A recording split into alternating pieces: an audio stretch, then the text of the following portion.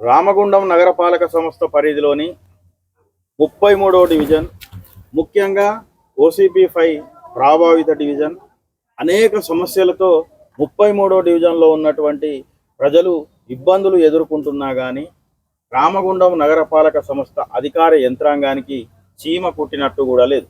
ఉదాహరణకు చూస్తే 33వ డివిజన్ బార్డర్లో ఉన్నటువంటి రోడ్డు దాదాపు 10 సంవత్సరాల కింది నుంచి శిథిలావస్థకు పోయి రోడ్డు మొత్తం చెడిపోయి సర్వనాశనం అయినా కానీ నగరపాలక సంబంధించినటువంటి అధికార యంత్రాంగానికి ఎన్నిసార్లు ఇక్కడి స్థానిక ప్రజలు చెప్పినా కానీ చెవిటివారి ముందు శంఖ మోదినట్టే ఉంది, కానీ రోడ్డు మాత్రం శాంక్షన్ అయ్యే పరిస్థితి లేదు. మరి ఈరోజు మేము స్థానిక ప్రజలతోటి 33వ డివిజన్లో వివిధ గల్లీల్లో పర్యటిస్తూ ఈ రోడ్లను మరి అధికార యంత్రాంగానికి చూపించడం జరుగుతూ ఉన్నది. ముఖ్యంగా క్వార్టర్ లైన్లో కూడా సింగరేణి రోడ్డు పూర్తిగా చెడిపోయింది. అదేవిధంగా అటు పరశురామ్ నగర్ సైడ్ కానీ, పై ఇంక్లైన్ అంబేద్కర్ నగర్ సైడ్ కానీ రోడ్లు తిప్పి కొడితే 10 ఫీట్లు ఒక దగ్గర, దాని వెడల్పుకు సంబంధించి ఒక దగ్గర 5 ఫీట్స్ మాత్రమే ఉంది, ఒక 4 ఫీట్లు మాత్రమే ఉంది.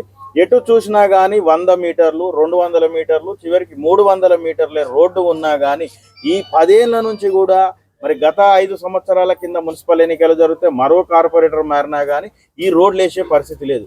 మేము ప్రశ్నిస్తూ ఉన్నాం, మరి 50 డివిజన్లు కార్పొరేషన్లో ఉంటే మరి 33వ డివిజన్ ఉన్నదా, తొలగించిండ్రా? మరి అధికార యంత్రాంగం చెప్పవలసి ఉంది. మరి ఉంటే కార్పొరేటర్ ఉందా? కార్పొరేటర్ ఉంటే మరి కార్పొరేటర్ ఎందుకు అభివృద్ధి చేస్తలేడు?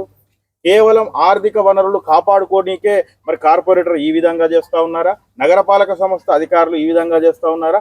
ఇక్కడ చూస్తే ఈ రోడ్డు చెడిపోయి భార్య భర్తలు హాస్పిటల్స్ కానీ, డ్యూటీలకు కానీ, వివిధ పనులకు బయటికి వెళ్తే ఒక్కొక్క కుండి మోకాళ్ళ దాకా ఉంటే, ఉదాహరణకు ఈ డివిజన్ పెద్ద మనిషి తన బైక్ మీద వెళ్తా అంటే కుండి తాకి పడితే నడుముకు గాయమైంది, తలకు గాయమైంది, 2-3 పర్యాలు ఆసుపత్రుల్లో జాయిన్ అయ్యి ఆర్థికంగా నష్టపోయిండు, అనారోగ్యానికి గురైంది. అట్లా ఒక 10 మంది కూడా ఈ విధంగా అయితే కనీసం ఇక్కడ నగరపాలక సంస్థ అధికార యంత్రాంగం పట్టించుకోకపోవడం నిజంగా సిగ్గుచేటు. అటుపోతే కలవర్టు పూర్తిగా శిథిలావస్థకు చేరింది. కార్పొరేషన్ అధికారులకు, అదనపు కలెక్టర్కు ఫిర్యాదు చేస్తే వారు వెంటనే స్పందించి రేపో మాపో మరి ఆ కలవర్టును నూతనంగా పునర్నిర్మాణం చేస్తా అన్నారు. యుద్ధ ప్రాతిపాదికన 33వ డివిజన్ నుంచి ప్రజల పక్షాన మేము డిమాండ్ చేస్తూ ఉన్నాం. ఏదైతే చెడిపోయినటువంటి రోడ్లను ఇమ్మీడియట్గా ఈ రోడ్లను ఏర్పాటు చేయాలి. లేని ఏడల ఈ ప్రాంత 33వ డివిజన్ ప్రజలను తీసుకొని మున్సిపల్ కార్పొరేషన్ కార్యాలయాన్ని ముట్టడిస్తామని ఈ సందర్భంగా నగరపాలక సంస్థ అధికారులను హెచ్చరిస్తా ఉన్నాం.